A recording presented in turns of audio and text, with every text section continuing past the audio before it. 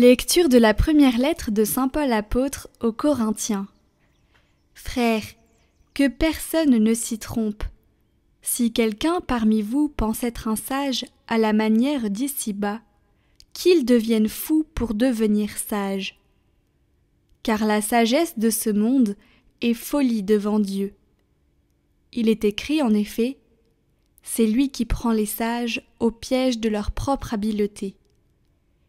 Il est écrit encore, le Seigneur sait, les raisonnements des sages n'ont aucune valeur.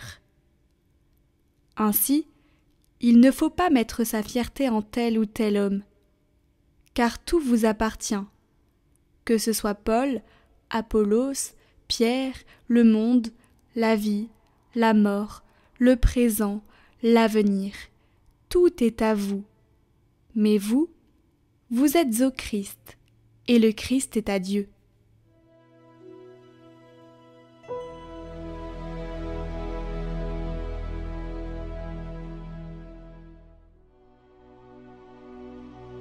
La terre est au Seigneur et toute sa richesse.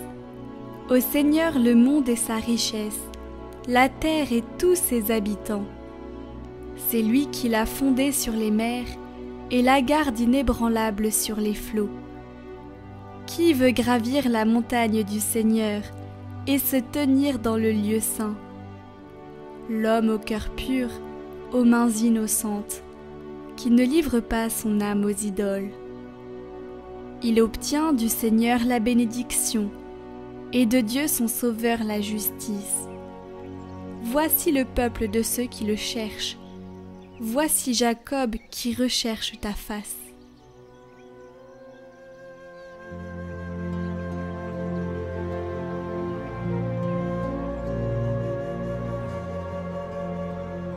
Évangile de Jésus-Christ selon saint Luc. En ce temps-là, la foule se pressait autour de Jésus pour écouter la parole de Dieu, tandis qu'il se tenait au bord du lac de Génézareth. Il vit 2 barques qui se trouvaient au bord du lac. Les pêcheurs en étaient descendus, et ils lavaient leurs filets. Jésus monta dans une des barques qui appartenait à Simon, et il lui demanda de s'écarter un peu du rivage. Puis il s'assit, et de la barque, il enseignait les foules. Quand il eut fini de parler, il dit à Simon, « Avance au large, et jetez vos filets pour la pêche. » Simon lui répondit, « Maître, nous avons peiné toute la nuit sans rien prendre.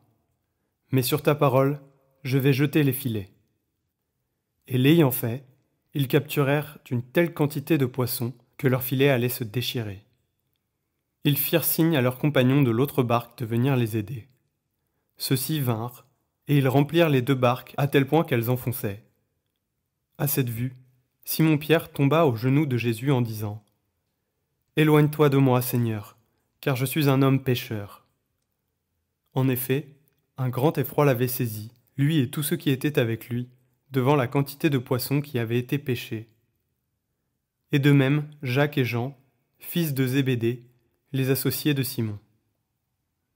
Jésus dit à Simon, « Sois sans crainte, désormais ce sont des hommes que tu prendras. » Alors, ils ramenèrent les barques au rivage, et laissant tout, ils le suivirent.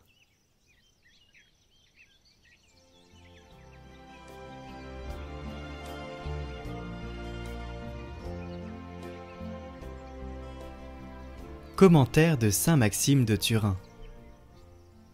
Désormais, ce sont des hommes que tu prendras. Lorsque le Seigneur, assis dans la barque, dit à Pierre, « Avance en eau profonde, et lâchez vos filets pour la pêche », il lui conseille moins de jeter dans les profondeurs de l'eau les instruments de la pêche que de répandre au fond des cœurs les paroles de la prédication. Cet abîme des cœurs, saint Paul l'a pénétré en y lançant la parole. Quelle profondeur dans la richesse, la sagesse et la connaissance de Dieu! Comme le filet amène dans ses replis vers le navire les poissons qu'il a pris, la foi conduit dans son sein vers le repos tous les hommes qu'elle a rassemblés. Toujours pour faire comprendre que le Seigneur parlait de la pêche spirituelle, Pierre dit, « Maître, nous avons peiné toute une nuit sans rien prendre, mais sur ta parole, je vais jeter mes filets. » le Verbe, la parole de Dieu, c'est le Seigneur notre Sauveur. Puisque Pierre lance son filet selon le Verbe, il répand partout son éloquence selon le Christ. Il déploie les filets tissés selon les prescriptions de son Maître. Il lance au nom du Seigneur des paroles plus claires et plus efficaces qui permettent de sauver, non pas des créatures sans raison, mais des hommes. Nous avons peiné toute la nuit sans rien prendre. Oui, Pierre avait bien peiné toute la nuit. Lorsque la lumière du Sauveur a brillé, les ténèbres se sont dissipées, et sa foi lui a permis de distinguer au plus profond des eaux ce que ses yeux ne pouvaient pas voir. Pierre a effectivement souffert de la nuit, jusqu'à ce que le jour qui est le Christ vienne à son secours.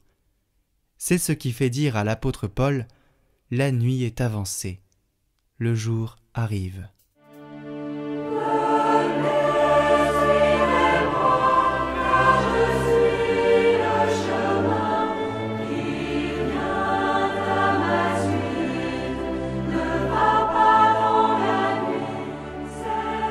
Retrouvez le chant du jour en lien en haut à droite et dans la description.